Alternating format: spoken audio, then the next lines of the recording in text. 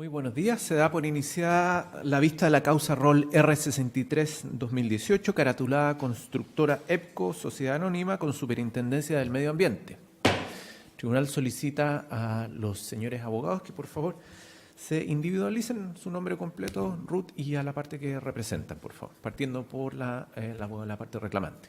Buenos días. Ilustrísimo Tribunal, abogado José Antonio Santander, en representación de Constructora EPCO, Sociedad Anónima, por la parte reclamante, como se acreditó en su oportunidad. Buenos días, señor ministro, señora ministra. Sebastián Rebolledo Aguirre, RUT 16.368.288-5, por la parte reclamada, Superintendencia del Medio Ambiente, con domicilio en Teatinos 280, piso 8, Santiago. Muchas gracias. El tribunal le comunica a las partes que, bueno, como es tradicional del tribunal, estamos grabando y transmitiendo por streaming la audiencia y el registro de la misma quedará a su disposición si es que lo estiman conveniente. Entonces, para darle el inicio a la relación, señor relator, puede iniciar la misma, por favor. Gracias, señor presidente. Bueno, corresponde señalar que con fecha 7 de marzo del presente año, la empresa constructora EPCO, Sociedad Anónima, ingresó reclamo en contra de la resolución exenta número 206 del año 2018 de la Superintendencia de Medio Ambiente, fundado en los artículos 17, número 3 de la Ley número 20.600 y 56 de la Ley Orgánica de la Superintendencia de Medio Ambiente. La resolución 206 del presente año, dictada por la Superintendencia, resolvió aplicar una sanción a la empresa reclamante por un monto ascendente a 42 unidades tributarias anuales. Esto como resultado de un procedimiento sancionatorio instruido a raíz de una denuncia por ruidos molestos de fecha 24 de abril del 2015, presentada por la señora Jimena Binet Sandoval ante la Municipalidad de Concepción, a raíz de una faena de construcción ejecutada en calle Ongolmo, 551, de la ciudad de Concepción, lo que consta en un acta de inspección ambiental de fecha 14 de agosto de 2015, llevada a cabo por personal de la Seremi de Salud de la región del Biobío, y que consistió en la obtención de nivel de presión sonora y evaluación de los niveles medidos conforme al artículo 7 del Decreto Supremo 38 del año 2011 del Ministerio de Medio Ambiente, siendo el nivel máximo de ruido permitido en horario diurno para esa zona de 65 decibeles. De lo anterior, resultó una medición de 77 decibeles, lo que a juicio de la Superintendencia de Medio Ambiente configuró una infracción que justifica la aplicación de multa. Que lo anterior es reclamado en base a 3 alegaciones que dicen relación con, primero, un error en los supuestos de hecho en que se funda la sanción; segundo, un error en la ponderación de las circunstancias del artículo 40 de la Ley Orgánica de la Superintendencia de Medio Ambiente; y tercero, falta de fundamentación respecto de la sanción específica aplicada y su cuantía. De lo anterior, la reclamante solicitó, primero, se deje sin efecto la resolución reclamada; segundo, en subsidio a lo anterior, se ordene aplicar la sanción de amonestación del artículo 36 de la Ley número 20.417; tercero, en subsidio a lo anterior, que se rebaje o se ordene rebajar en todo o en parte la multa impuesta; cuarto, cualquier otra medida favorable al reclamante; y por último, en quinto lugar, que se condenen costas a la reclamada. Respecto del error en los supuestos de hecho en que se funda la sanción, el reclamante alega que la medición de ruido efectuada por la Seremi de Salud y sobre la cual se impone posteriormente multa por la Superintendencia de Medio Ambiente, se encuentra fundada en presupuestos fácticos erróneos, tales como que al realizarse la fiscalización el 14 de agosto del año 2015, se verificó la existencia de ruido de fondo correspondiente a tránsito vehicular, el que según la muestra no afectaba a la medición asociada a la fuente emisora, motivo por el cual se descartó el ruido de fondo sin fundamentar su no incidencia, lo que termina resultando contrario al principio de presunción de inocencia de todo procedimiento sancionatorio.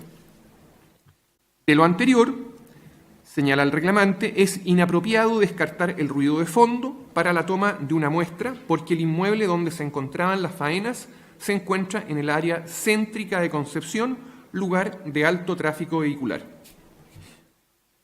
La reclamante señala además que encargó una evaluación de ruido particular en el mismo periodo en que se realizó la medición que dio origen al acto reclamado, la que contempló 3 mediciones en días distintos, detectándose un nivel de ruido de fondo de 15 decibeles, lo que demostraría la alta incidencia de dicho factor en los niveles de presión sonora en el sector donde se encontraba la faena. Que, de lo anterior, la superintendencia debió haber considerado el ruido de fondo al momento de establecer los niveles de excedencia, ya que al omitir aquel infringe el artículo 7º del Decreto Supremo 38, que obliga a considerar los niveles de presión sonora corregidos que se obtengan de la emisión de una fuente emisora. Segundo, respecto del error en la ponderación de las circunstancias del artículo 40 de la Ley Orgánica de la Superintendencia de Medio Ambiente, aplicable a la sanción determinada por la Superintendencia de Medio Ambiente. Al respecto, el reclamante alegó específicamente la importancia del daño causado o del peligro ocasionado del artículo 40, letra A de la Ley Orgánica de la Superintendencia de Medio Ambiente. Al respecto, existiría una contradicción entre el numeral 63 de la resolución reclamada, que refiere a los conceptos de daño y peligro, y lo señalado en el considerando número 71 de la resolución reclamada. Lo anterior, porque la superintendencia concluyó no haberse constatado de manera formal un perjuicio a la salud de los receptores sensibles, y luego señaló que es posible concluir que la actividad de la fuente emisora genera un riesgo para la salud de las personas que viven o trabajan en los inmuebles aledaños. De lo anterior, no sería correcto categorizar un peligro para luego señalar que se ha acreditado un riesgo que no se considera significativo. Esto porque la letra A del artículo 40 considera 2 hipótesis, una de daño y la otra de peligro concreto. Así, cuando se descarta la generación de daño, se requiere que efectivamente se haya experimentado un riesgo concreto. Esto da cuenta que la superintendencia no razonó adecuadamente, porque el considerando 69 de la resolución concluye que la infracción generó un riesgo a la salud de la población, lo que constituye un peligro ocasionado por presión sonora, lo que a su vez se encuentra en contradicción con el considerando 71, que señala no haberse constatado de manera formal un perjuicio a la salud de los receptores sensibles. Conforme a lo expuesto, señala el reclamante, existiría una infracción a la debida congruencia del acto administrativo. Agrega además que el considerando 68 de la resolución reclamada no es claro para determinar cuál es el peligro concreto que se genera en la salud de las personas. Esto porque la guía de la Organización Mundial de la Salud, invocada por la Superintendencia del Medio Ambiente, no sirve para dar cuenta de afectaciones concretas. De lo anterior, no se precisa cuál es la afectación ni el nivel ni el vínculo directo y concreto que debe existir entre el hecho denunciado y el eventual peligro concreto ocasionado, por lo que se podría concluir que el peligro ocasionado, en el caso de autos, se configura por un peligro abstracto.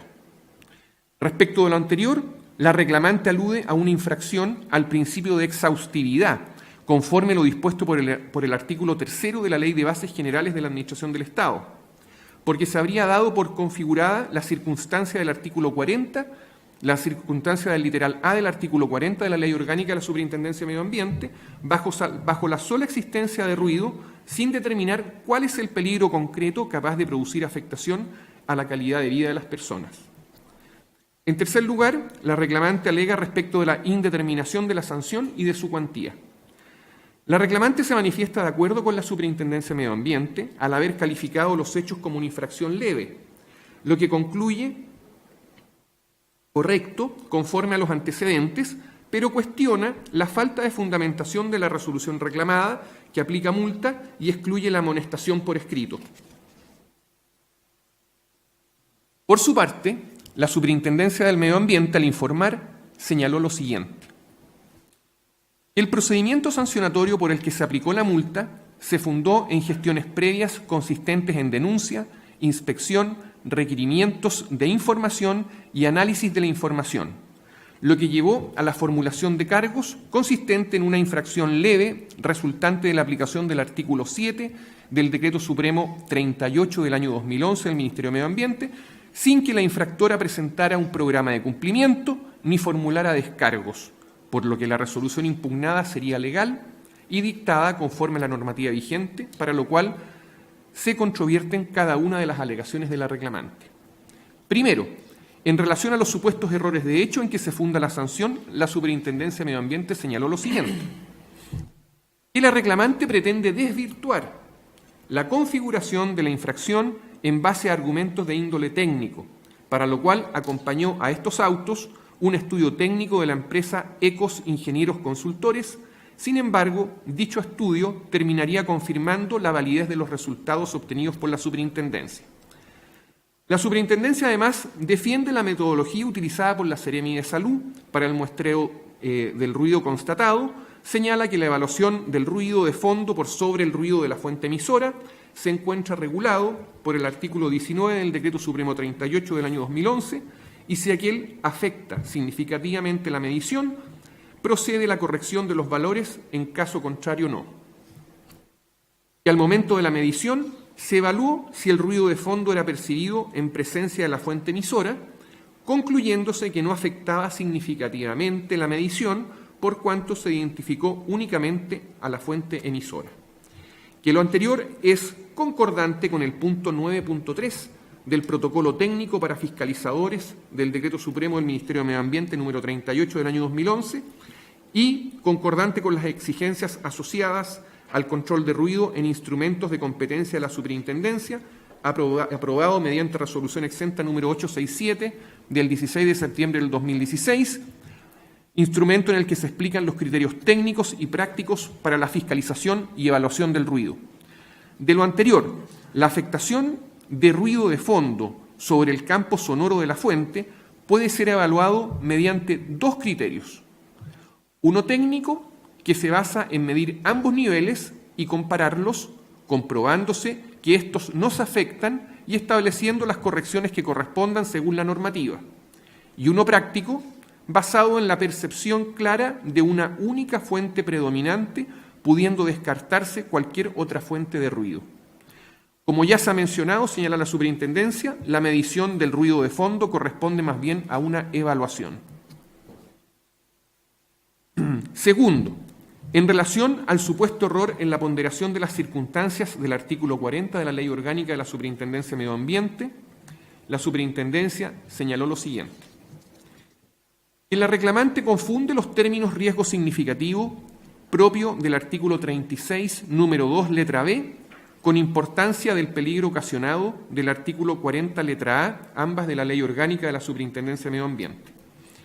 Que lo anterior explica que la mayor parte de los argumentos de la reclamante se fundan en una comparación de análisis de la resolución impugnada para justificar lo que considera erróneamente una serie de contradicciones. La empresa confundiría dos momentos sancionatorios distintos: la clasificación de la infracción y la determinación de la sanción específica a aplicar, motivo por el cual no es correcto utilizar los argumentos que desechan la verificación de un riesgo significativo para la salud de la población.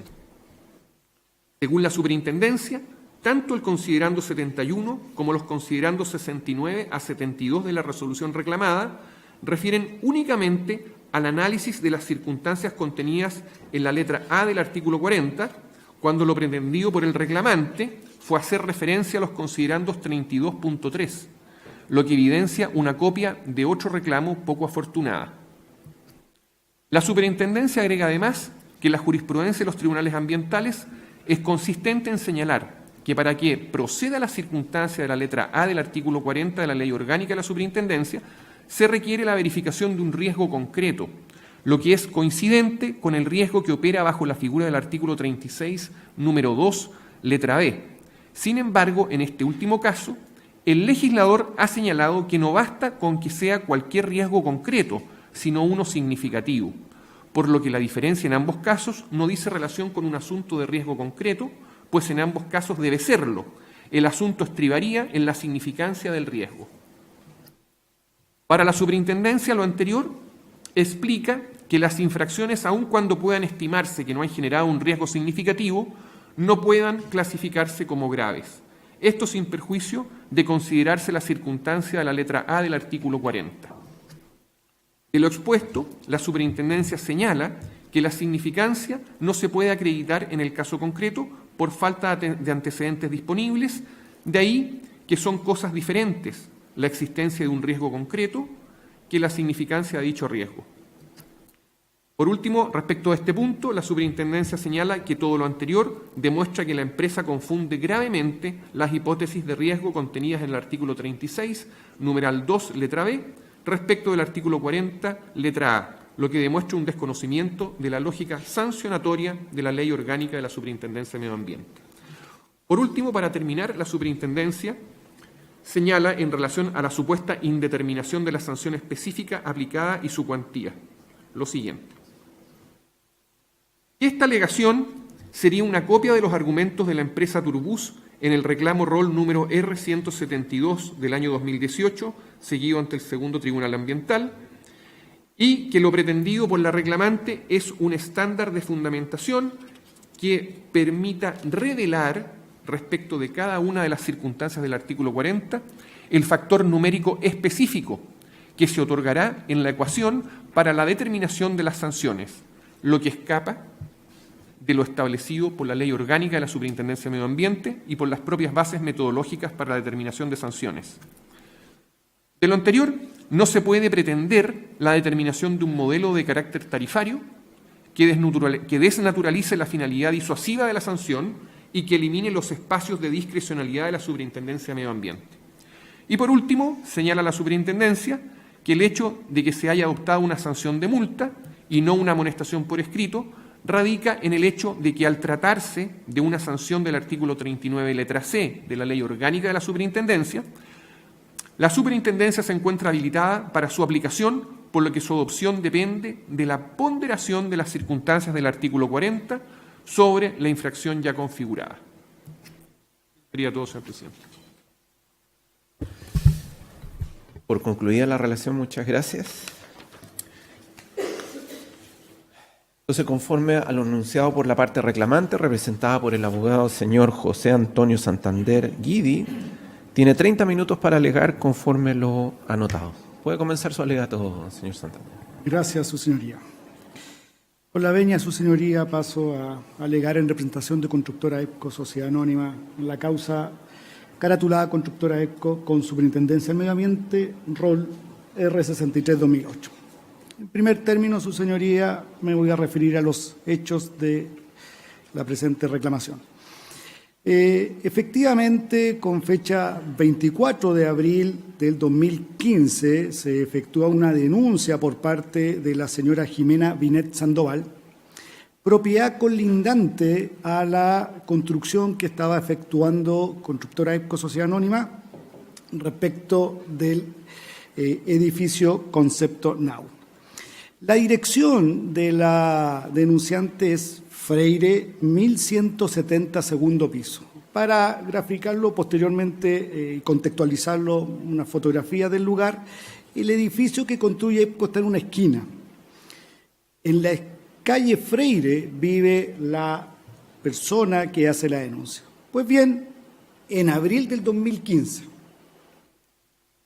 en agosto del 2015, concurre personal de la Seremi de Salud de la octava región para hacer las mediciones del ruido. Primero, aquí hay que empezar a recalcar algunas cosas. La denuncia que efectúa la denunciante, señora Jimena Binet, señala que habrían ruidos molestos en la tarde.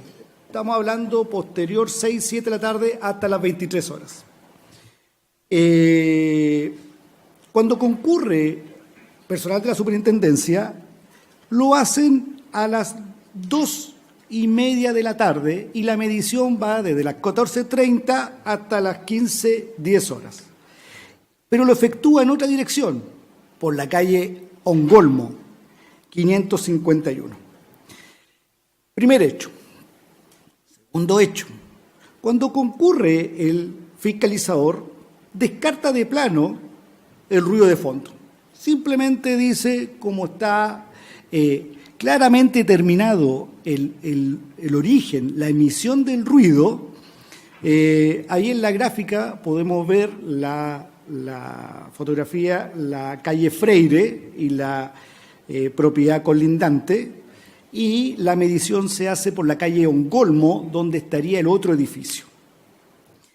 Pero ya desde ese punto el fiscalizador dice que el ruido de fondo no afecta la medición, simple y llanamente, a pesar de que se reconoce que es una calle de alto tráfico e incluso de locomoción colectiva. Esto no es menor porque aquí estaría el origen de la reclamación, en el sentido de que todo el procedimiento que viene posterior emana de esa sola observación que hace el fiscalizador una sola vez, y simplemente él descarta toda otra posibilidad de ruido de fondo. Esta parte, sin dar conocimiento que se está efectuando esta fiscalización, y considerando que EPCO es una gran empresa, después como lo pasaremos a demostrar, efectúa en forma paralela otro estudio de impacto de ruido a una empresa externa, como se indicó en la relación, y el informe de 28 páginas solo respecto del ruido. Y este informe hace mediciones en 3 puntos distintos de donde se está efectuando la construcción, no solo de uno, sino de 3 puntos distintos, en días distintos y en horarios distintos. Y sí efectúa un análisis respecto del ruido de fondo, en que sí afecta. La superintendencia lo que indica, mire, con esto se confirma que los niveles de ruido son altos en la construcción, pero ese no es el tema. El tema, lo que se discute acá, es el procedimiento efectuado por la Seremi y después utilizado por la Superintendencia para aplicación de la multa. No estamos discutiendo que probablemente hayan existido ruidos elevados en la construcción. Lo que estamos discutiendo es que el hecho en sí debió haber sido suficiente, debió haber descartado todas las hipótesis posibles. Estamos hablando de un órgano del Estado con todas las atribuciones y poderes que tiene, y debió haber sido mucho más meticuloso en la determinación del origen del ruido, y no solo una vez en un horario que no tiene ninguna relación con la denuncia. Esto es lo que esta parte solicita, o sea, que por lo menos los órganos fiscalizadores tengan la claridad de efectuar los estudios que dan origen a la potestad sancionatoria. Después, en segundo lugar, y ya para justificar la multa, porque a esa altura la multa ya estaba determinada y pareciera que el actuar es cómo justificamos la aplicación de la multa, porque queda claro de que habrían 2 hipótesis o posibilidades de sancionarnos: una amonestación por escrito o una multa. Se aplica la multa. ¿Cómo justificamos entonces la multa por parte de la superintendencia? Bueno, se refiere a que este ruido, elevado ruido, descartando el ruido de fondo, derechamente existiría un daño para la salud. Pero ellos mismos dicen, nosotros no lo podemos eso determinar, porque es imposible medirlo, así que no podemos aplicar el daño por resultado, sino que tendría que ser de peligro, del supuesto, y efectuó una serie de análisis de que habría una posibilidad cierta, posible, de daño, producto de que el ruido que se está emitiendo. No dice si ese daño es prolongado en el tiempo, si estos resultados son por los decibeles que se tomaron, decibeles mayores, tampoco se indica qué tipo de daño, sino que simplemente da por hecho que el ruido que se está midiendo, hay un daño y aplica un radio de población. Esto, por supuesto, no es menor, ya que en un fallo que de ahora de la excelentísima Corte Suprema de enero del 2018, en que le exige a la autoridad administrativa ciertos principios de exhaustividad. Si el tribunal me autoriza a la lectura breve del fallo de la Corte Suprema. Gracias, señoría. Dice nuestro principal tribunal, dice, las labores a obras, entre otras exigencias, con la mayor responsabilidad, eficiencia, probidad y transparencia, de manera que su actividad no puede entenderse caracterizada por un cariz de pasividad o de indiferencia, sino, por el contrario, en su desempeño, tales entidades han de impulsar el avance de los procedimientos de que deben conocer. Deben emplear con eficiencia los recursos que han sido puestos a su disposición. Han de obrar coordinadamente y deben someter sus decisiones a la revisión de sus superiores. De tales predicamentos se desprende, como es evidente, un mandato que los engloba y que obliga a la Administración a ejercer sus facultades y a cumplir sus deberes de manera que los mismos se vean plenamente satisfechos. De lo que se sigue como es natural, que si se reprocha a un particular la comisión de una determinada infracción, deberá agotar los medios disponibles para verificar si dicha transgresión fue efectivamente cometida, cómo ocurrió y quién es el responsable. Eso es lo que es el punto acá, señoría. Nosotros lo que alegamos es que no existió por parte de la Seremi ni la Superintendencia esa exhaustividad en la medición del ruido, tampoco en sus argumentos respecto al daño. Y respecto de los hechos estaría la infracción. Se reconoce que es una infracción leve, una serie de argumentos que dan, y ahí están las dos posibilidades: multa, como indicamos, o amonestación por escrito. No indica la resolución por qué descarta la multa.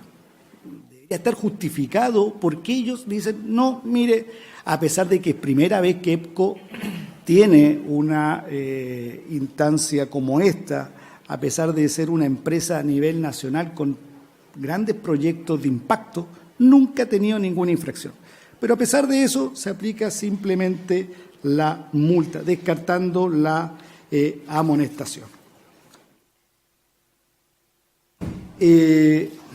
Respecto del trabajo que hizo EPCO por su parte, de que en forma particular hizo esta medición de ruido, se hicieron planes de gestión de ruido que tampoco fueron indicados por la Superintendencia. ¿Y cuál es la mejor prueba? No existió ninguna otra denuncia. En toda la construcción del edificio, ni una. La única denuncia fue de esta vecina por calle Freire y que denunció en un horario distinto. El resto, y por calle Ongolmo, donde se hace la medición, un edificio completo colindante, no hubo ninguna. Ninguna. ¿Y por qué no hubo ninguna? Porque se adoptaron medidas de mitigación. ¿Qué es lo que dice la recurrida? Dice que por qué se eliminaron los ruidos de fondo, porque estaba clara la presencia de la fuente emisora, e indica que, basado que la percepción de la fuente emisora es clara y única, debe descartarse cualquier otra fuente de ruido. Claro, eso puede ser correcto y estaría bien si estuviéramos construyendo en un espacio cerrado, en una población que no hay tráfico vehicular, en que claramente si yo miro alrededor y no existe ningún otro ruido, obviamente la percepción de los ruidos de fondo no es necesario, y así lo dicen ellos. Pero acá eso no puede ser considerado, ya que es la construcción de un edificio en pleno centro de la ciudad de Concepción. Los otros errores también que se cometen en la medición del ruido es que, voy a pasar a la fotografía, como indico, esa es la construcción en la calle, en la esquina entre Ongolmo y Freire. Calle Ongolmo, la medición del ruido se hace en el edificio que está a su izquierda, en ese edificio naranjo. El que está al lado es el edificio que construyó EPCO. Ahí está la dirección Ongolmo 551. Es ahí donde se efectuó la medición, pero no se indica en qué piso. Como se muestra en la fotografía, es un edificio de altura. No indicó el fiscalizador si midió en el primer piso, fue a la azotea del edificio, en la mitad.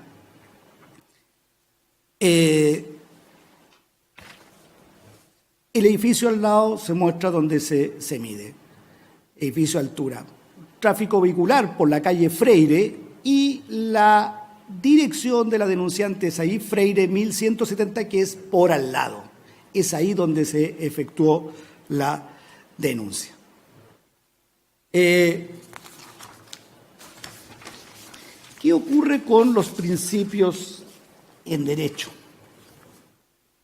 Primero, la recurrida superintendencia ha señalado en su informe que nosotros no ocupamos las instancias administrativas para efectuar las observaciones correspondientes, que en el momento en que fuimos citados no concurrimos.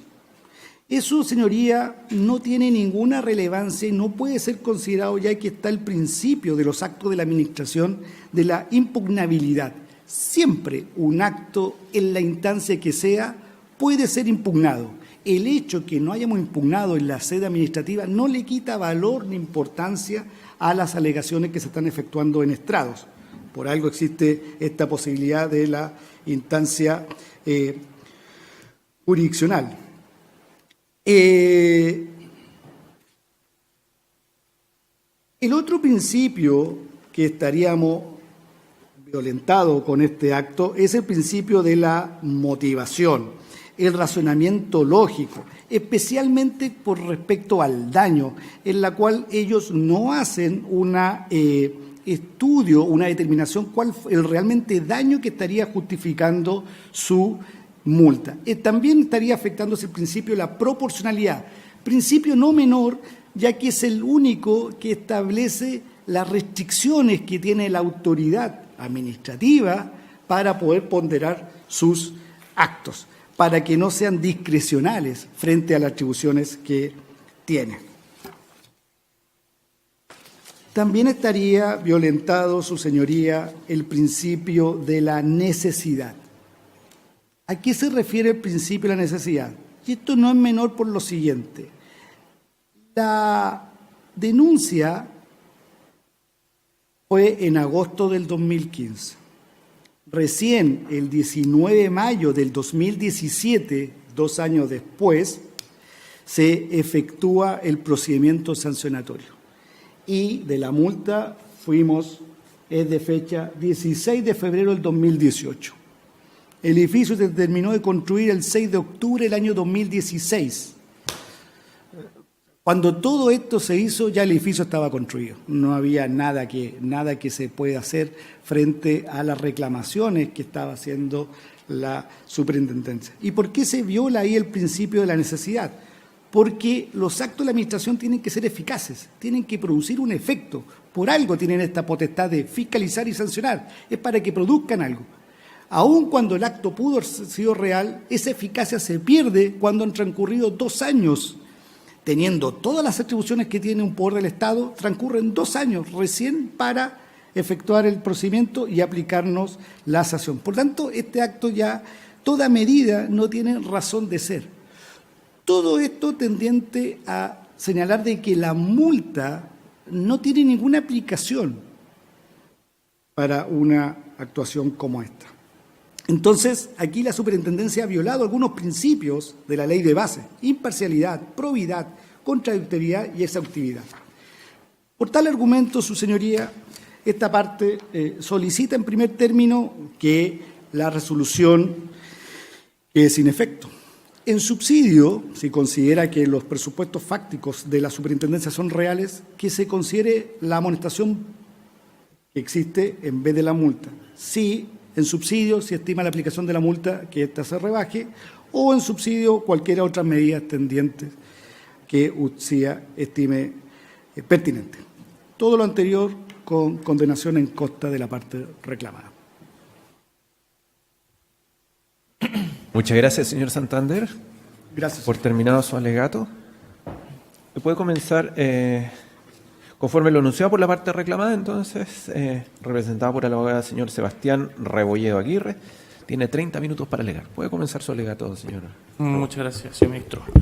Con la venia de su señoría ilustre, vengo a alegar en representación de la Superintendencia del Medio Ambiente, solicitando desde ya el rechazo del presente reclamo con expresa condena en costas por las razones de hecho y derecho que a continuación paso a exponer.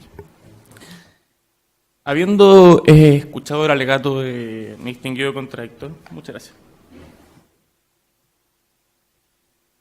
Quisiera hacer algunos comentarios, algunas prevenciones previo al contenido sustantivo de mis alegatos que van dirigidos a controvertir cada una de las alegaciones que presentó en su informe la reclamante, en representación de la empresa constructora EFCO S.A.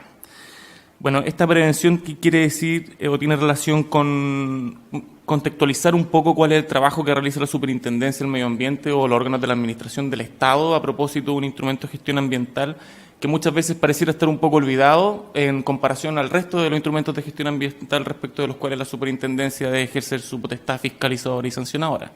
Sabemos bien que los instrumentos de gestión ambiental descritos en la Ley 19.300 son principalmente la resolución de calificación ambiental, que es el resultado del procedimiento de evaluación ambiental, las normas de calidad, los programas o planes de descontaminación y prevención y las normas de emisión. Dentro de las normas de emisión se suele hablar mucho de las normas de emisión de contaminantes a la atmósfera, normas de emisión de descargas de residuos líquidos industriales, al agua subterránea y al aguas continentales y marinas, pero muchas veces se olvida de la importancia que tiene un instrumento de gestión ambiental como es la norma de emisión, que establece los límites para los ruidos que generan las distintas faenas de construcción o distintos tipos de proyectos, que está contenida en el Decreto Supremo número 38 del 2011.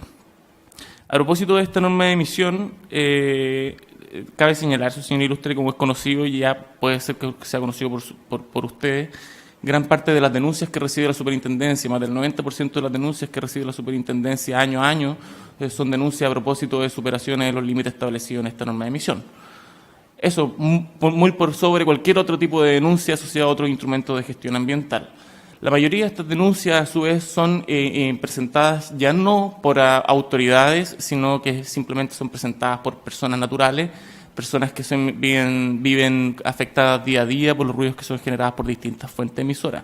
Sin embargo, y en esto la Superintendencia ha sido bastante sincera en muchas instancias, en oficios que se le ha debido responder a organismos del Poder Judicial o a otras autoridades políticas, respecto de la falta de capacidad que tiene la Superintendencia muchas veces para hacerse cargo de todas estas denuncias. Por eso la Superintendencia, gran parte de su esfuerzo en temas regulatorios y de programación y coordinación con otros organismos de la Administración del Estado han sido dirigidos a precisamente poder hacerse cargo de las denuncias por ruido. Una de las primeras técnicas que se utiliza a propósito de la fiscalización de estas denuncias es hacer trabajos de programación y subprogramación o convenios de encomendación, como se denominaron en su minuto, con distintas autoridades, entre ellas municipalidades hoy en día y principalmente la autoridad sanitaria, para que éstas concurran y puedan realizar la actividad de medición de ruidos. Y todo esto es importante ahora asociarlo con cuál es la concepción que se tiene que tener respecto a la norma de emisión de ruidos y cómo funciona la lógica establecida en la norma de emisión de ruidos. Por lo que ha señalado la reclamante, pareciera ser de que para satisfacer el estándar de convicción que le asocia la presunción de inocencia, sin decir cuál es el estándar de convicción que debería operar por lo demás respecto a los procedimientos administrativos sancionadores, pareciera ser, por lo que dicen en sus alegatos, que sería el mismo estándar que opera en sede penal, es decir, el de prueba mayor razonable. Pero esto no es así. Esto no es así en los procedimientos administrativos sancionatorios. Se ha señalado ya por parte de la Corte de Apelaciones y particularmente por la jurisprudencia de los tribunales tributarios y aduaneros que el estándar de convicción que operaría en materia administrativa sancionadora no es el de más allá de toda duda razonable, sino que vendría siendo un estándar intermedio, menor, un poco superior al estándar civil, que vendría siendo el de prueba clara y convincente. Sin embargo, en este sentido, yo creo que es importante destacar el voto de prevención que hubo en la última sentencia del Tribunal de Defensa de la Libre Competencia el 28 de diciembre del año pasado, cuando un par de ministros se pronunciaron en este sentido, señalando que, de acuerdo a la lógica sancionadora que tiene el Tribunal de Defensa de la Libre Competencia por una parte, y al mismo tiempo los valores o intereses que están involucrados y que pueden verse afectados por las distintas infracciones y por las sanciones que se pueden aplicar respecto de esas sanciones, en materia administrativa el estándar de prueba vendría siendo también un estándar de prueba un poco más relajado, más asimilable al estándar de prueba en materia civil, es decir, el de prevalencia de la verdad. Respecto a esto, señor Ilustre, quisiera señalar que la lógica que está establecida en el DS38 del 2011, al contrario de lo que señala el reclamante, no hace necesario que la autoridad administrativa vaya y fiscalice y verifique en una serie de oportunidades 2, 3, 4, 5, 6, 7, etcétera, superación de los límites establecidos en el DC-38 para que se configure una hipótesis infraccional. Por el contrario, solo basta con que la autoridad vaya una sola vez, realice una sola medición de que sea válida de acuerdo a lo establecido en el procedimiento fijado en el artículo 19 del DC-38, que de acuerdo de dichas mediciones y dicho procedimiento se verifique una superación de los límites establecidos en la norma de acuerdo a la zonificación y de acuerdo al horario respectivo en que se haya realizado la medición para que se configure una hipótesis infraccional. Y esto es importante porque si es que fuera de otra forma, y esto lo asocio con lo primero que señalaba, es decir, con la cantidad de denuncias que tiene la Superintendencia del Medio Ambiente respecto de superaciones de los límites establecidos en el 78, ¿cuál va a ser el estándar ahora que se va a exigir a la Superintendencia y a los distintos organismos sectoriales? Es decir, la Superintendencia va a tener que ir respecto de cada denuncia más de una vez a fiscalizar los límites establecidos en el D78, ya sea personalmente o ya sea encomendándosele a una entidad técnica de fiscalización o finalmente a otra autoridad administrativa, que se verifiquen en todas dichas mediciones, en distintos puntos, superación a los límites establecidos en el D78 para que se configure una hipótesis infraccional. No. La lógica que está establecida en el 78 es con que basta solo una medición que haya sido válidamente efectuada, que se verifique una superación de los límites establecidos en el 78 para que se configure una hipótesis infraccional. Una serie de otras mediciones podrían ser útiles ¿para qué? Para establecer con mayor veracidad o con mayor corroboración la hipótesis establecida en distintas circunstancias del artículo 40, pero no así para configurar la infracción. Y eso es algo que el reclamante pareciera confundir en su reclamo. Ya no solamente confunde, como señaló muy bien el relator, se señaló en la relación, los momentos sancionatorios correspondientes a la clasificación de la infracción propiamente tal y a la determinación de la sanción específica a aplicar en base al análisis de las circunstancias contenidas en el artículo 40, sino que pareciera ser también que confunde el momento de la clasificación de la infracción con el de configuración de la infracción. La metodología establecida en el artículo 19 del DS38, su señoría ilustre, es bastante interesante de una perspectiva técnica por lo siguiente. En la forma en que está establecida esta metodología, no solamente permite, de acuerdo a la lógica establecida en la LOSMA, configurar la infracción, porque ¿cómo funciona la metodología?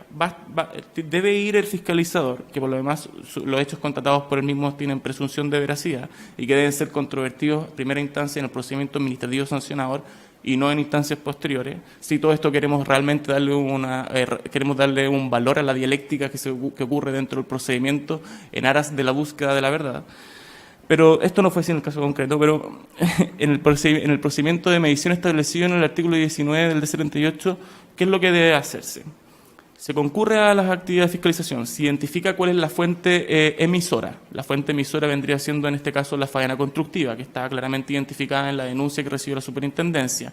Luego se debe identificar una fuente receptora o un receptor, que por lo demás no necesariamente debe ser el mismo que haya generado la denuncia, porque lo que importa para efectos de la configuración de la infracción es que de un cuerpo o una fuente receptora se pueda realizar la medición y que a propósito de esa medición se verifique una superación de los límites establecidos en el D78.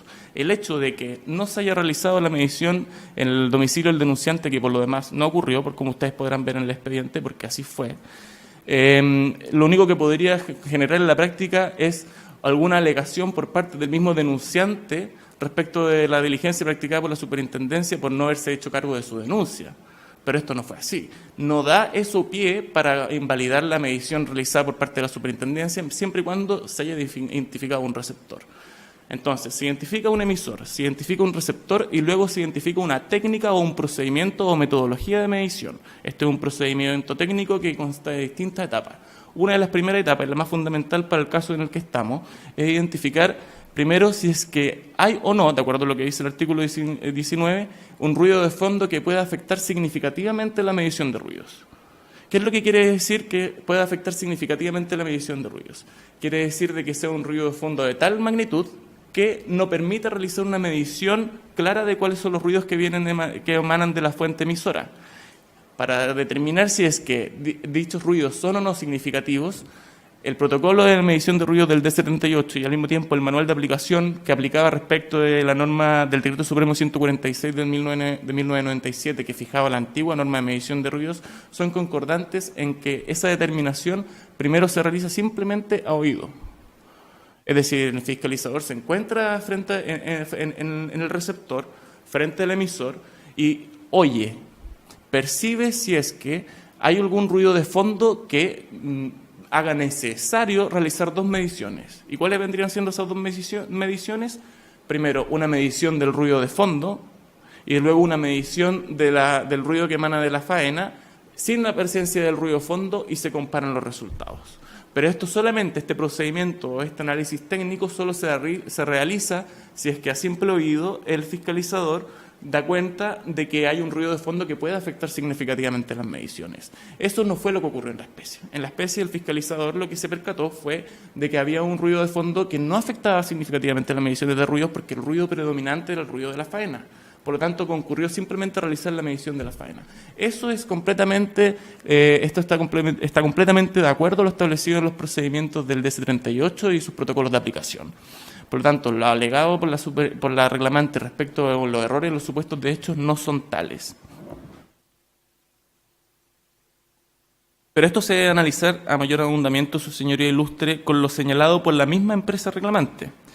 Porque en estos autos acompañó un documento que no acompañó en el procedimiento administrativo sancionador y que perfectamente podría haberlo hecho, y quizás los resultados podrían haber sido distintos si es que hubiéramos tenido una participación activa de la empresa en áreas de búsqueda de la verdad, que realmente ese es el interés que tiene la Superintendencia del Medio Ambiente. La Superintendencia del Medio Ambiente no es este leviatán que tiene una espada por un lado y un mazo, una espada en una mano y un mazo en el otro, y que simplemente quiere andar repartiendo multas a los regulados. Por el contrario, el afán de la Superintendencia, precisamente en el marco de este tipo de procedimientos administrativos sancionadores, es que se llegue primero a una corrección de los hechos. Y la corrección de los hechos, la forma más fácil que se realice es si es que tenemos una participación de la empresa o de los presuntos infractores durante el procedimiento administrativo sancionador, idealmente a través de la presentación de un programa de cumplimiento que es un instrumento de finalidad correctiva. El hecho de que se haya sancionado 2 años después de verificado los hechos infraccionales, número 1, no es ilegal en lo absoluto, de acuerdo a lo establecido en la LOSMA, y número 2, tampoco tiene que ver ni con una afectación ni a la eficacia ni a la necesidad de la sanción, porque la multa, por antonomasia, es una sanción que tiene un carácter meramente disuasivo, no correctivo. A través de la multa, la Superintendencia del Medio Ambiente no busca corregir los hechos infraccionales y sus efectos, por el contrario, lo que pretende hacer la Superintendencia mediante la multa es imponer una sanción que busca disuadir al infractor o otros infractores en similares condiciones de incurrir en las conductas antijurídicas. Ahora, de los antecedentes que presenta la empresa en su reclamo, el informe técnico realizado por Ecos Consultores, lo que se verifica es que ellos realizaron efectivamente 3 mediciones a 3 receptores distintos. Respecto de uno de esos receptores, señaló que los resultados de la medición no superaban los límites establecidos en el DC-38. Respecto de otro de los receptores, señala de que había ruido de fondo y que por lo tanto la medición era nula. Y respecto a un tercer receptor, que está identificado con el punto rojo dentro del cuadro, mientras que el receptor número 1 desde la fiscalización realizada por la Sermisalud se encuentra efectivamente un poco más cerca de la calle Ongolmo, se verificó de que no había ruido de fondo que afectase las mediciones de ruido de los ruidos emanados de la constructora, y que además los resultados de la medición superaban los límites establecidos en el DC-38. Todo esto, efectivamente, en el mismo informe que acompañó a la empresa, respecto de uno de los receptores donde realizó la medición. Eso ya es un hecho que valida lo realizado por la Superintendencia del Medio Ambiente. Entonces, como señalaba al principio, no es necesario que se realicen 6 mediciones y de que 5 de esas mediciones se superen lo establecido en el DC-38 para que se configure una infracción. Basta con que en una de esas mediciones se haya superado lo establecido en el DC-38, los límites establecidos en el DC-38, para que se configure una infracción. Esa es la lógica que está establecida en el DC-38. Es una norma que lo que establece es un máximo de riesgo tolerable o aceptable por la comunidad. Pero además, de acuerdo al mismo tipo de procedimiento o metodología de medición de ruidos que está establecido en el DC-38, no solo se permite configurar una infracción, sino que además en la misma metodología, en la forma en que está establecida, al identificar un cuerpo emisor, un receptor, y al mismo tiempo la metodología permite corregir los resultados para identificar de que el ruido que se recibe en el receptor emana efectivamente de la fuente emisora, se puede configurar además una circunstancia del artículo 40, que es la del riesgo. ¿Por qué? Porque si se supera lo establecido en el DC-38, se vulnera el límite máximo tolerable de riesgo aceptado por la comunidad, Y finalmente se establece una relación directa entre la fuente emisora del ruido y la fuente receptora del ruido. Es decir, pasa a ser un riesgo que ya no solo es abstracto, entendido, como se ha entendido por la jurisprudencia de este tribunal y los otros tribunales ambientales, sino que pasa a ser un riesgo concreto, porque se identifica la relación entre emisor y receptor. No es un riesgo donde la superintendencia simplemente diga, se superó lo establecido, por ejemplo, se realizó un proyecto sin contar con la autorización ambiental respectiva, por lo tanto, efectivamente se genera una situación de riesgo, pero como han señalado los tribunales ambientales, sí, pero ese es un riesgo abstracto, porque usted no me ha dicho cómo ese riesgo eventualmente podría concretizarse o materializarse en un determinado espacio de la comunidad. En el caso de la norma de ruidos, la misma superación, pues de acuerdo a la metodología, permite identificar un riesgo concreto. Otra cosa distinta, y es ahí también donde se confunde la reclamante, es que la superintendencia no hayan tenido los antecedentes suficientes dentro de este procedimiento sancionatorio para poder configurar un riesgo significativo de acuerdo a lo establecido en el artículo 36, numeral 2, letra B de la LOSMA. Es decir, una hipótesis de riesgo significativo para la salud de la población que haya permitido clasificar la infracción como grave. ¿Y por qué hay una diferencia cuál es la diferencia entre el riesgo del 36, número 2, letra B, y del artículo 40, letra A? La diferencia es que, si bien ambos son riesgos concretos, deben ser riesgos concretos, es decir, debe identificarse una relación entre emisor y receptor. El problema es que el artículo 36, número 2, letra B, habla de un riesgo que haya sido significativo. Y aquí, cuando estamos hablando de significativo, tiene que ver ya una hipótesis donde no solamente es fáctica, es decir, de esta relación concreta del riesgo, sino que tiene que ver con una calificación jurídica, es decir, la significancia del riesgo. Y esta significancia, de acuerdo a lo que ha establecido la superintendencia en sus distintas bases metodológicas para la determinación de sanciones ambientales y cómo se ha hecho en otros casos de ruido, es que es necesario que la superintendencia cuente con, por ejemplo, antecedentes específicos de la salud de las personas que habitan alrededor de la fuente emisora. Si tenemos dentro del área de la cual se ha determinado técnicamente que los ruidos superan lo establecido en el D78, y dentro de esa área se identifican personas que, por ejemplo, tienen ciertas afecciones de salud o han presentado antecedentes que, por ejemplo, revelan que han sufrido ciertas afecciones de salud por la causa de los ruidos, como podrían ser antecedentes psiquiátricos, que revelan los problemas que han tenido en su vida día a día por la falta de sueño, con esos antecedentes la superintendencia podría configurar una hipótesis de infracción grave. Pero sin esos antecedentes la superintendencia no lo hace. Y eso es lo que pasó en este caso, y ahí es donde se confunde la reclamante, porque una parte de la superintendencia en su resolución sancionatoria lo que hace es descartar la concurrencia de una infracción grave, pero sí lo que procede a hacer es de todas formas analizar el artículo 40, letra A, que es la importancia del daño, no la significancia en términos de cómo efectivamente podría haber afectado la salud de una persona o de más personas, sino simplemente de acuerdo a la cantidad de decibeles por los cuales se superó lo establecido en la norma. Se utilizan ciertos antecedentes como son los presentados por la Organización Mundial de la Salud, y aquí no estoy haciendo nada bueno, nada nuevo, esta es la técnica que ha utilizado la superintendencia para estos tipos de procedimientos administrativos sancionadores históricamente. La superintendencia en este caso no hizo nada distinto que ella no haya realizado respecto a otros procedimientos administrativos sancionadores en materia de ruido. Y es con esos antecedentes y en esos casos donde uno puede empezar a distinguir entre los distintos hipótesis de riesgo y de afectación a la salud de las personas. Por lo tanto, su señoría ilustre, si es que hablamos del principio de exhaustividad, como lo señala la reclamante, quizá en este caso el problema de vulneración del principio de exhaustividad hubiera sido para los denunciantes o para quienes eventualmente podrían haber visto afectada su salud, porque la superintendencia quizás no realizó mayores gestiones para efectivamente determinar en el caso concreto cómo los ruidos, la superación de los límites establecidos en el D78, que en este caso vale decir fueron en más de un 18% de lo establecido en la norma. Es decir, habían superaciones de 12 decibeles de lo establecido para lo de horario diurno. 65 era el máximo permitido, 77 fueron los resultados de la medición. Lo mismo se constató en los resultados, superaciones similares se constataron en los resultados de los antecedentes que acompañó la empresa. Entonces, claro, si hubo una afectación al principio de exhaustividad en el sentido de que la superintendencia no realizó todo lo que podía realizar para verificar el alcance de los hechos, esa fue una afectación a los denunciantes y no una afectación a la empresa. Porque, como digo, la hipótesis infraccional en el caso concreto solamente se concurre por el hecho de existir una sola medición que haya verificado superación de los límites establecidos en el de 78. No 2, no 3, no más.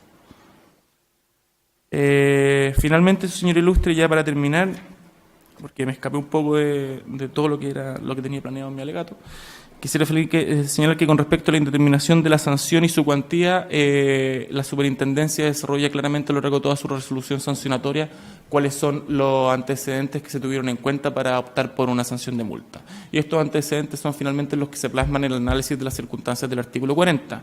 Y si nos vamos al análisis de las circunstancias del artículo 40, simplemente denunciar que, como decía, una superación de más de 12 decibeles de lo establecido en la norma, una estimación de personas afectadas por esta superación que alcanza los 865 personas, un beneficio económico por no haber realizado gestiones asociadas a impedir que estos ruidos se siguieran ocasionando, es decir, con la instalación de paneles o otras medidas de mitigación de los ruidos, establecido en 31,4 unidades tributarias anuales. Es decir, si tomamos el total de la multa, que fueron 42 UTA, ya prácticamente 3/4 corresponden solamente a beneficio económico. Y esto es importante porque, de acuerdo al modelo de sanciones y de acuerdo a cuál es la finalidad disuasiva de la aplicación de sanciones de las sanciones consistentes en multa, es que éstas deben comprender al menos la totalidad del beneficio económico obtenido por la infracción. Y finalmente, señalar que también lo señaló el reclamante, la empresa EPCO es una empresa que tiene proyectos en gran parte del país y que nunca ha tenido problemas. Bueno, se consideró efectivamente dentro de la resolución sancionatoria el hecho de que no hubo una conducta anterior negativa por parte de la empresa. Y finalmente, de que esta es una empresa, de acuerdo a lo establecido en el Servicio de Impuestos Internos, que corresponde a gran empresa tamaño 4. Es decir, una empresa que tiene la capacidad económica para hacerse una sanción de esta característica. Y no nos olvidemos, señor Ilustre, que al fin y al cabo lo que estamos hablando acá, en este tipo de hipótesis infraccionales respecto a este instrumento de gestión ambiental y respecto a la realidad de las denuncias y de los casos de ruido en el país, es que lo que está haciendo la superintendencia en este momento es establecer sanciones ejemplares y que sean completamente disuasivas para, a través de esto, idealmente poder prevenir situaciones que como estas vuelvan a ocurrir. Con esto finalizo mi alegato, señoría Ilustre, y reitero mi solicitud de que sea rechazado el presente reclamo con expresa condena en costa. Muchas gracias.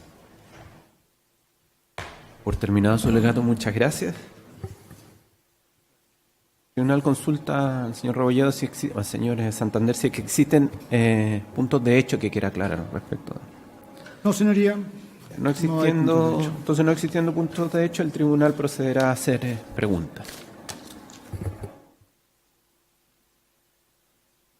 Muy buenos días. El tribunal quiere hacerle primero unas preguntas al reclamante. Simplemente que nos pudiera precisar cuál es el rol del fallo de la Corte Suprema que usted citó.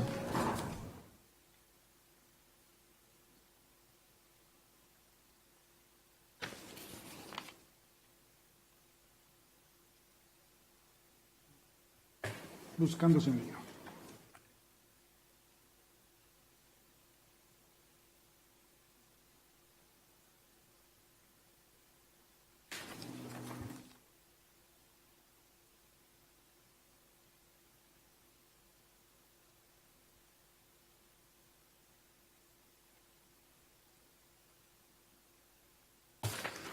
Señoría, el fallo que leí en su oportunidad la Corte Suprema es del 8 de enero del 2018, rol 38.817-2017. 2017. 2017. Gracias. Muchas gracias por su respuesta. Al abogado de la superintendencia, una pregunta precisa. ¿Cuál es la razón por la cual la medición que se hizo no fue en el horario en que se denunció que existían los ruidos? Probablemente, sin tener antecedentes al respecto en el expediente, es porque la autoridad sanitaria no pudo concurrir en otro horario.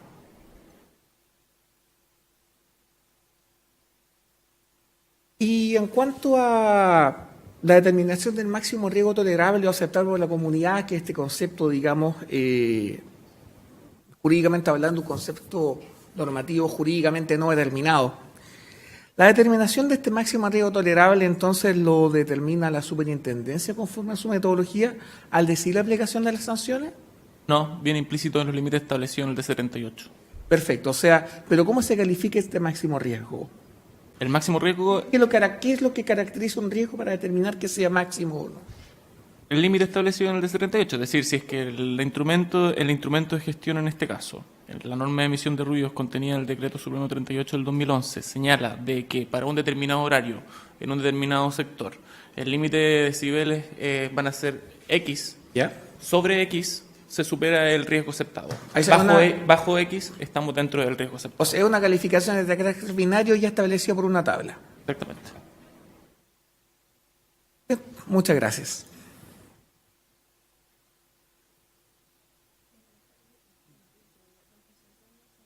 Yo quisiera consultarle, usted planteó en su alegato de que el peligro o el riesgo se habrían determinado en forma abstracta, que no había una afectación concreta, en circunstancias que su contrato basta con la superación de la norma. Yo quisiera saber, ¿base a qué criterios usted considera que el solo incumplimiento normativo no genera riesgos a la población?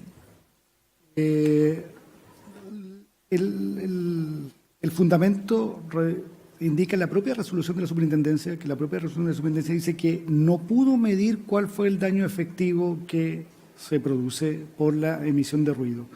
Pero simplemente concluye o indica que habría un daño eventual, posible, solamente por el nivel del ruido. Nada más. Eso es lo que nosotros... Trata un riesgo, ¿cierto? Para las Sí. cerca de 800 personas, ¿no es cierto?, que están residiendo en un radio de 200 metros, si no me equivoco. No tengo el antecedente específico cuánto Bueno, es el radio. pero creo que por ahí van los números, ¿no es cierto? Sí.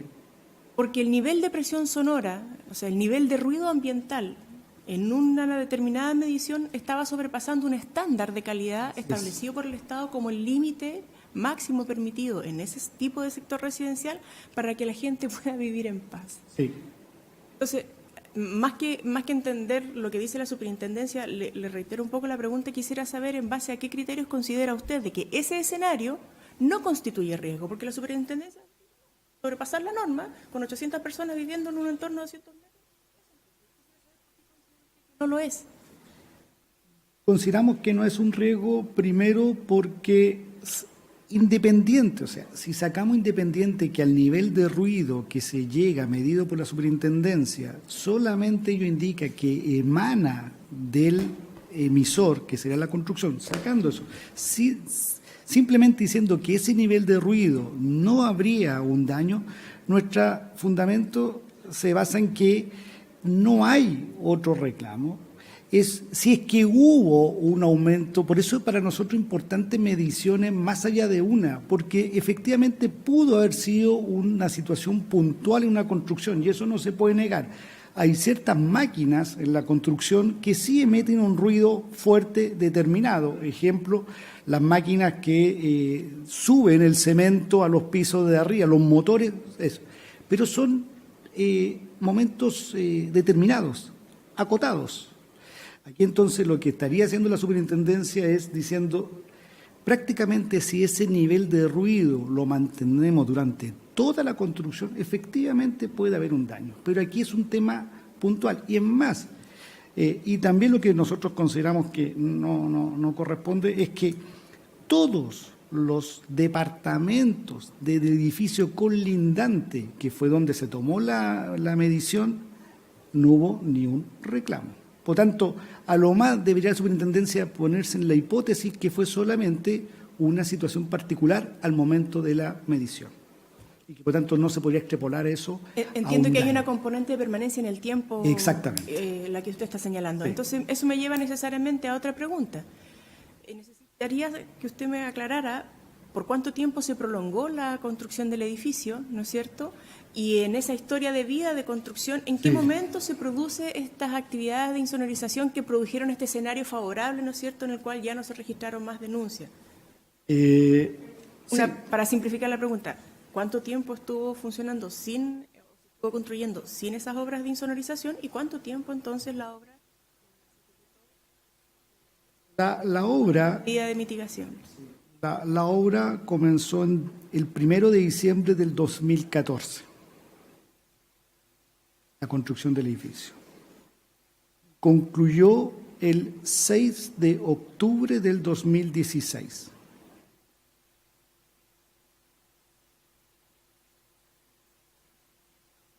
Ahora, sin embargo, de ahí, esa es la obra, ahí hay que sacar el periodo de tiempo de obra gruesa.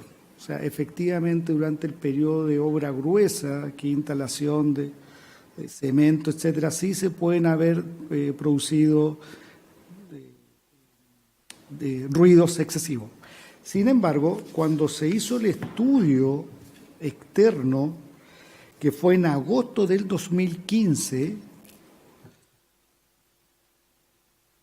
ya en ese informe se adoptaron las medidas como se adoptan en toda la construcción de cualquier edificio que construye EPCO y que por eso no hemos tenido nunca una denuncia de Perdón, ruido. las medidas de insonorización a las cuales usted hizo referencia, Sí. ¿fueron anteriores o posteriores a este informe?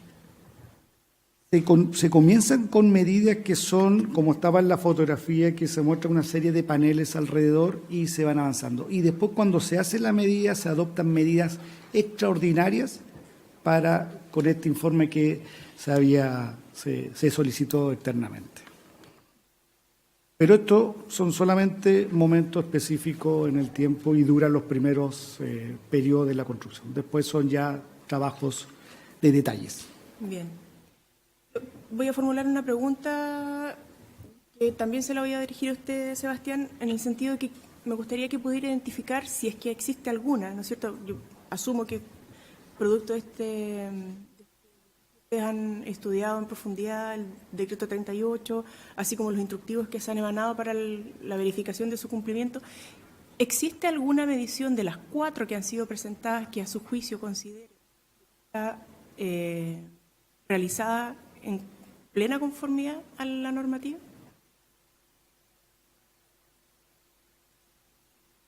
¿Descartaría alguna por incumplimiento del decreto 38?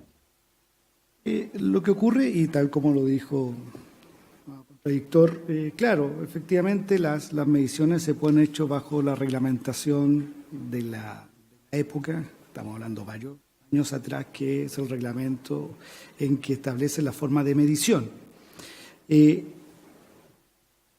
Efectivamente, nosotros consideramos que la medición que hizo la superintendencia en ese momento sí cumple la norma. Eso nosotros no consideramos que la medición que hizo el fiscalizador sí se puede entender que cumple la norma, sí efectivamente arroja un número de decibeles por sobre la norma, eso no se puede discutir, es un hecho. Sin embargo, lo que consideramos es que no puede, y más encima que si nosotros indicamos que el fiscalizador es un ministro de fe, entonces debe haber todavía una pulcritud mayor en la forma de terminar ese trabajo. Entonces, él, estando en el lugar, sabiendo que son calles de alto tráfico, sabiendo que es una construcción en pleno centro, se debió por lo menos haber efectuado las mediciones del ruido de fondo para tener claridad en el tema. En la imagen que mostró la recurrida, donde está el punto efectuado por nosotros, el punto efectuado por ellos, y que dice, con eso confirma que no era necesario el ruido de fondo, si uno ve la foto, el punto de ellos está adentro del inmueble, no está en la calle, está en la mitad del edificio colindante. En cambio, el punto de ellos está en la calle. Y tampoco nos indica si es que ingresó al edificio, en qué piso, nada. Y tampoco en el horario ni en la dirección que corresponde. Entonces, si bien el acto de medición se apega a la ley, la forma en que se hizo, el acto en sí está apegado a la ley, pero las circunstancias colindantes al acto consideramos que no se cumplieron los estándares como para que seamos sancionados, como fuimos por un acto del Estado. Antonio, Sebastián... ¿Puedo dar una respuesta a lo señalado respecto es que a los la pregunta hechos? va en la misma orientación. Yo quisiera saber si usted, en función de su conocimiento del decreto 38, como de los instructivos que ha emanado la propia superintendencia, ¿tiene algún reproche que hacerle a alguna de las 4 mediciones que han sido presentadas en este caso? Una les corresponde a la autoridad sanitaria, Sí. y las otras 3 fueron hechas por un consultor especial. Sí. El clásico procedimiento que tenemos a propósito de los sancionatorios, de la revisión de los sancionatorios en la superintendencia por parte de Fiscalía, por una parte, y después en el evento que recibamos un reclamo en contra de la resolución sancionatoria, es revisar todos los antecedentes asociados al expediente de medición de ruido con la división de fiscalización de la superintendencia. Es decir, en este caso nosotros vamos y preguntamos, respecto a esta acta de medición y este informe de medición de ruidos que nos acompañó la Seremi de Salud, ¿hay algún reparo que se debe hacer respecto a la aplicación de la metodología, la calibración del equipo o la zonificación, en la forma que se determinó la zonificación o algún otro antecedente técnico? No hay ninguna observación. Y si es que hay alguna observación, se verifica si es que hay alguna observación que pueda ser salvable técnica o jurídicamente. Es muy raro que en el caso de ruidos haya alguna observación que sea salvable. La mayoría de las observaciones, cuando por ejemplo tenía un problema en la calibración del equipo, medición es nula. Ahora, respecto de las otras 3 mediciones que acompañó en esta sede y no en el procedimiento sancionatorio, porque para nosotros es súper relevante eso, las 3 también fueron revisadas por la división de fiscalización y verificaron de que efectivamente fueron bien realizadas. Y asimismo pudieron validar sus resultados, los que señalé adelante. Una de ellas fue nula por afectación de ruido de fondo, otra no supera los límites establecidos en el 78, y una tercera, el receptor número 3, se verificó de que no había ruido de fondo que afectara la medición de ruidos y que la medición revelaba resultados por sobre los límites establecidos en el 78. Quisiera concentrar en esa última medición y quisiera saber si usted tiene reparos a esta conclusión. En esa última medición en la cual el ruido de fondo llega a 15 decibeles, ¿no es cierto?, y la medición de la fuente llega a cerca de 70, 72, no recuerdo el valor exactamente. Al ser esto una medición en la cual el ruido de fondo sobrepasa en más de 10 decibeles, ¿no es cierto?, tiene una diferencia de más de 10 decibeles con la fuente emisora, el ruido de fondo es 0. ¿Usted está de acuerdo con eso? ¿Usted está de acuerdo con eso? Sí. Ya, eso es una cosa que está zanjada. Sobre lo otro que yo quisiera concentrarme ahora es sobre los criterios o las instrucciones para los fiscalizadores al momento del descarte del ruido de fondo. Hay 2 criterios, ¿no es cierto? Uno es técnico, que es la medición, como se hizo en esta última, ¿no es cierto?, de 15 y 72, y la otra es un criterio práctico. ¿Cuál es ese criterio práctico? ¿Qué es lo que tiene que registrar el fiscalizador? El criterio práctico que está definido como tal en el protocolo de aplicación del D78, porque antes existía el protocolo del 146. En ambos casos, pero más específicamente en el D78, se habla de que el criterio práctico es un criterio de, como les señalé, de oír, simplemente de percibir a oído desnudo si es que hay un ruido que pudiera ser más predominante que el de la fuente. En este caso, si es que los ruidos asociados a la construcción se pueden ver solapados por algún ruido proveniente de otro tipo de fuente, se debe hacer una medición técnica. Si es que el ruido predominante... Estamos de acuerdo. Sí. Yo quisiera saber en qué parte del informe se expresan los motivos por los cuales se hicieron estos descartes. En parte del informe D. Informe de medición de ruido. En las fichas de medición de ruido, es más, hay una parte muy particular en la cual hay una tabla, ¿no es cierto?, Sí, en sí. que dice Sí. hay un sí y un no. Sí. No, que es simplemente... ¿A qué voy a apuntar? Y quisiera ir derecho a eso. Cuando va un fiscalizador a terreno es una oportunidad única e irrepetible, particularmente en casos como este en que una sola medición, ¿no es cierto?, bastaría para establecer el vínculo entre el emisor y el receptor. Por lo tanto, como es imposible volver en el tiempo, ¿no es cierto?, y verificar esas condiciones, creo que es muy necesario que quien toma la medición deje constancia de todas las observaciones que le merecen válidas, ¿no es cierto?, o le merecen relevantes para que, tal como usted señaló, la medición sea válida. Y en este caso yo quisiera que usted me expresara con toda claridad cuál fue el criterio, no en abstracto, en concreto, ese día por el cual el fiscalizador no corrigió el ruido de fondo. Esa fue una pregunta que nosotros le realizamos a la División de Fiscalización en su momento para entender bien cómo funciona esto en la práctica, y en la práctica es, como usted dice, afectación del ruido de fondo, sí o no. Si es que dice sí, debe indicar por qué, esa ha sido la práctica, pero si no, porque simplemente a oído desnudo no vio ningún otro, no percibió ningún otro ruido que pudiera afectar significativamente la medición, solamente marca no, porque ¿qué más va a decir? No hay ruido de fondo que pueda afectar significativamente la medición, o no hay tanto tráfico vehicular que pudiera ser una alternativa del ruido de fondo. Es simplemente... El criterio tiene que ver con que la fuente emisora enmascara el ruido de fondo. Ese es el criterio. La fuente emisora no permite detectar el ruido de fondo. Ese es el Ah. criterio práctico. Pero eso viene, por eso viene determinado en una ficha. Sin embargo, es que es donde se produce el problema, a mi juicio. Sin embargo, el inspector dice a todas luces es tránsito vehicular. Entonces, bueno, uno no puede dejar de preguntarse si la fuente emisora era tal que enmascaraba el ruido de fondo, ¿cómo percibe que es ruido vehicular? O dice que es ruido vehicular solamente porque vio el tránsito de automóviles. Yo el único punto que quiero hacer es resaltar la importancia de dejar constancia clara y precisa de estas condiciones que después se van a transformar en un criterio de decisión que va a terminar con una infracción por incumplimiento de normas. Exactamente. La construcción del edificio. Está la calle Ongolmo. Aquí se paró el fiscalizador en la calle Ongolmo que está el edificio. La que hizo la denuncia está en la otra calle. ¿Por qué recalco eso? Porque esa calle, que es Freire, es la que tiene mayor tráfico vehicular, incluso colectivo, como fue las fotografías que mostré. La calle donde se hizo la medición, la interferencia del tráfico vehicular es aún menor que en calle Freire. Claro, por eso era importante que él estuviera en la calle correcta, porque así el ruido de fondo sí es relevante. Señoría, quisiera decir Ya, que, yo creo que ya es que está cualquier tipo de cerrado el aseveración capítulo respecto de las de la mediciones. cantidad de vehículos que podrían haber pasado en un día y hora determinado objeto de prueba y cuestión que no puede ser solamente... Señor Santander,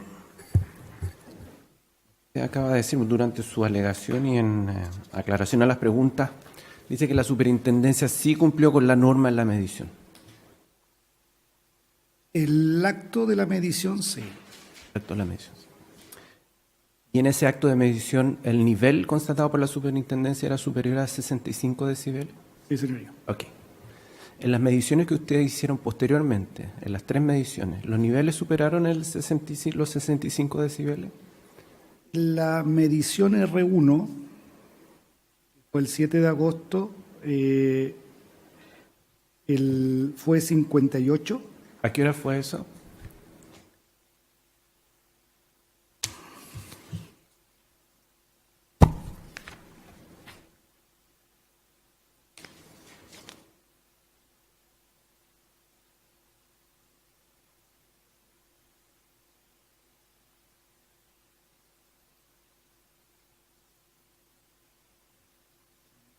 Señoría, voy a unos minutos.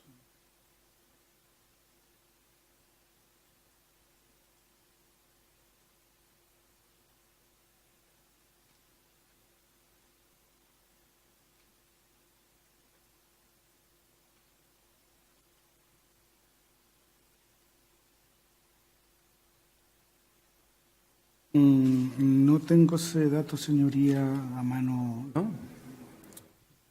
¿No es relevante? ¿No? ¿No es relevante entonces? No, no lo tengo aquí, debería estar en el informe, pero no lo voy a seguir buscando. El ¿Ya? horario. ¿Pero a qué hora fue el de la superintendencia? ¿Se acuerda usted? Ese fue a las 2:30 Ya, de la tarde. 14:30 fue el de la superintendencia. ya. Pero no se acuerda de su medición. No, Ya. La otra medición, ¿qué es lo que dijo? La otra medición, el R2, fue el 8 de agosto y fue de 72. ¿Ya? ¿Y la siguiente? Y la tercera medición fue el 10 de agosto y fue de 70. Ya. O sea, tenía en 2 mediciones propias superada la norma. Digamos. Así es. Ok. Así es. Lo que pasa es que una de esas se anula por el ruido fondo. Es el tema. Tenemos 2. ¿Mm? Tenemos 2 entonces. La superintendencia y la suya. O sea, había ruido. Sí, señoría. Había ruido. Ahora, habiendo ruido y sobre los 65 decibeles, ¿usted considera de que es peligroso para la salud? Y es una apreciación personal. Efectivamente, es perjudicial para la salud un ruido de esa naturaleza. Y eso yo creo que es imposible negar lo contrario. El tema es la permanencia o la mantención de esos decibeles en el tiempo. ¿Qué dice la norma respecto de la permanencia y mantención? Eso no lo tengo, señoría. ¿No lo tiene? Lo que me gustaría saber es cuál es su fuente legal para decirme que tiene que ser más de una vez. No, no es si establecemos que el daño a la salud, que lo que establece la superintendencia es por estos niveles de ruido, lo que falta es cuánto tiempo nivel de ruido mantenemos a este nivel de 71 en el tiempo. Eso, ¿y cuál es la fuente para que me pueda...? Solamente lo tenemos como fuente las razones de la lógica. Pero no tiene fuente legal para decirme. No, señoría. En el fondo su queja es en relación con el decreto supremo. Más que el decreto supremo, contra el procedimiento. Pero el procedimiento, si usted me está diciendo de que me constata de que había ruido, el procedimiento es para determinar si hay ruido o no hay ruido, pero usted me dice que hay ruido, entonces, ¿cuál es la lógica respecto del procedimiento? Que hay ruido, pero nosotros consideramos que el procedimiento aplicado por la superintendencia, no a nosotros, nos da claridad que ese ruido que ellos midieron en un momento determinado se mantuvo durante el año que duró la construcción. Lo que nosotros sí hicimos, que con estas medidas, con lo que se adoptó en su oportunidad, con estudio externo, se consideraron algunos ruidos, se rebajaron o eliminaron producto de el ruido colateral y se tomaron las medidas de impacto pendiente a que esto no se mantuviera durante la construcción. ¿Cuándo se tomó la medida del ruido? ¿En qué fecha fue? ¿Nunca presentaron ningún antecedente? No ustedes. ¿La medición de ruido? Sí, lo ustedes. ¿En qué año? Para no equivocarme. La medición de ruido fue el 14 de agosto del 2015. 2015. ¿Y lo suyo, señor Santander? La medición de nuestro resultado, ¿Sí? el 7 de agosto del 2015, 8 de agosto del 2015 y 10 de agosto del 2015. Perfecto. ¿Cuándo terminó la obra gruesa de construcción? La obra gruesa generalmente dura aproximadamente un año, su señoría, un año y medio. Si esto comenzó en diciembre del 2014, la obra gruesa tiene que haber terminado en diciembre del 2015, mediados del 2015. Perdón, mediados del 2016, ya que la obra terminó en octubre del 2016. Esos últimos 6 meses son para detalles. Perfecto. ¿Por qué no colaboraron con la investigación?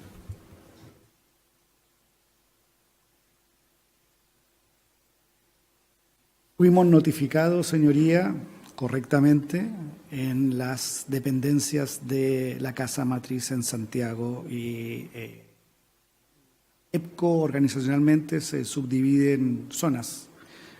Esta obra pertenece a la zona de Concepción Sur, de Concepción un poco más al norte hacia Punta Arenas. Es un tema administrativo interno que no nos justifica en nada el error de no habernos presentado en el momento requerido. No tuvimos conocimiento ni fue traspasado la notificación, lamentablemente.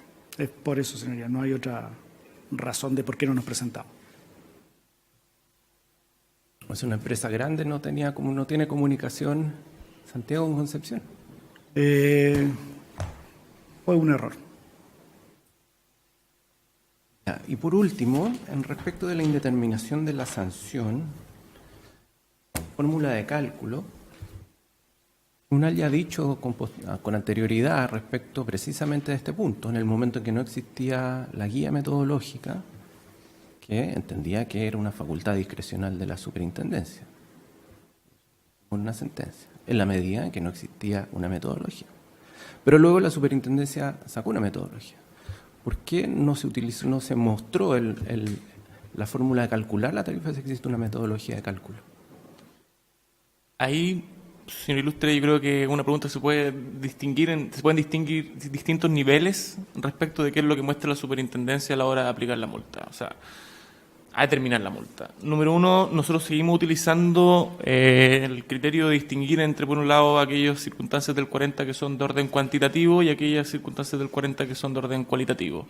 En todo lo que tiene que ver con aquellas circunstancias de orden cuantitativo, la Superintendencia del Medio Ambiente muestra específicamente el valor numérico asociado a la circunstancia del 40 en el caso concreto, por ejemplo, el número de personas que puede haberse visto afectada,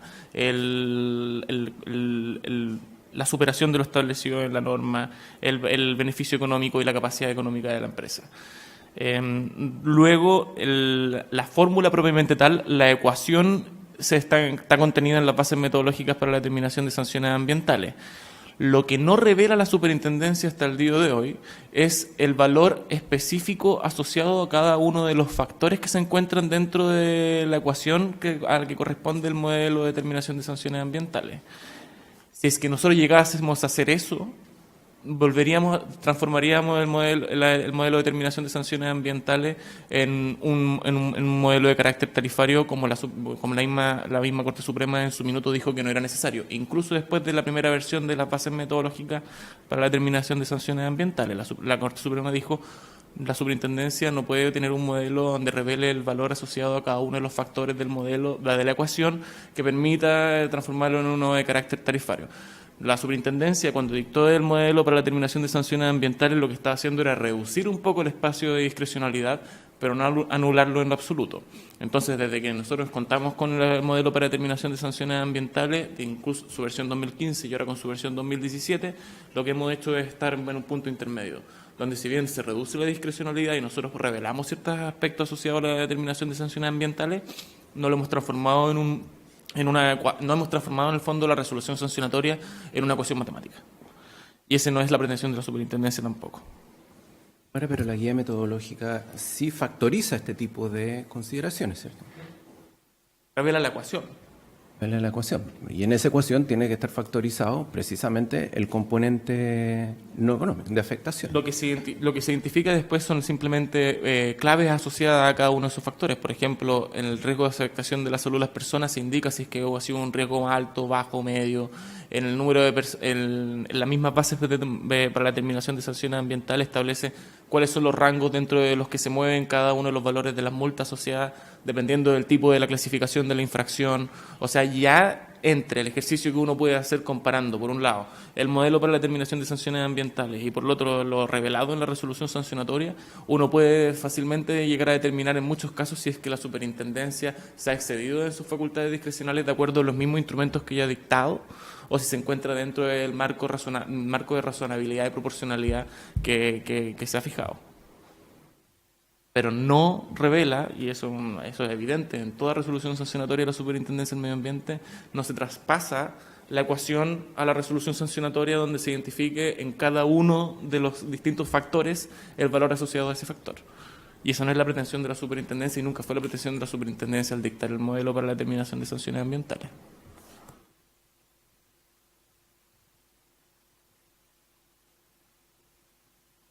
Una consulta, dentro de los documentos que están disponibles en el sistema, usted, he tratado de indagar un poco, mientras está en hora de gato, usted habló de un protocolo que existe para la fiscalización del Decreto Supremo 38.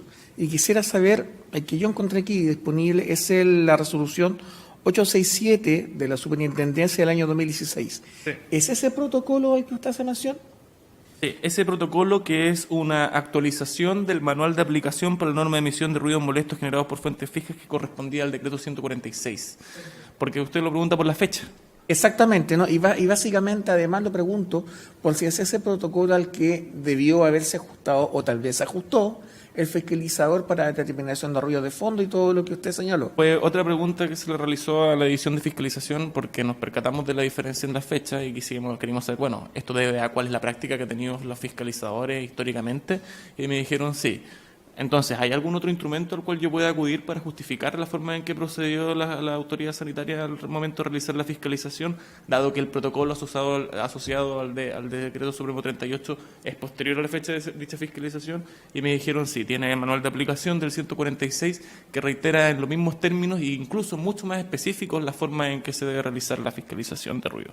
O sea, ¿existía ya ese manual? Existían parámetros que podrían considerarse de la Lex Artis a la hora de determinar la medición de ruidos. ¿Determinados por el mismo Servicio de Salud? Determinado en su minuto fue la Comisión Nacional del Medio Ambiente. Perfecto, gracias.